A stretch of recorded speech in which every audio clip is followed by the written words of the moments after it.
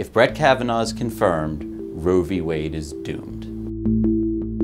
Kavanaugh worked in the Bush White House. He worked for Clinton Inquisitor Ken Starr. He spent the Obama years trying to undermine the Environmental Protection Agency as a judge on the second most powerful court in the country. And now he's Donald Trump's pick to be the next Supreme Court justice. That I will nominate Judge Brett Kavanaugh. Right now, there's 4 justices on the Supreme Court who oppose abortion rights. Brett Kavanaugh will be the 5th if he is confirmed. We know this because of a speech he gave last September and because of an opinion he wrote last year.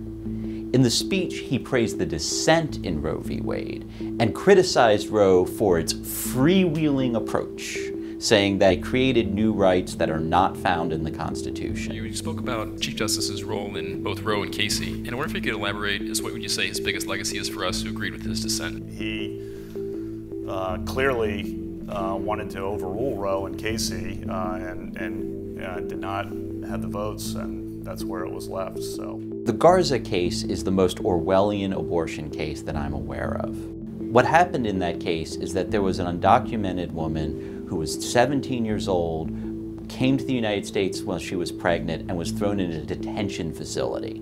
The woman was held in Texas, where abortions are illegal after the 20th week of pregnancy.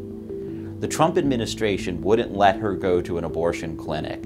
Kavanaugh's still a lower court judge, so he couldn't ignore Roe v. Wade entirely.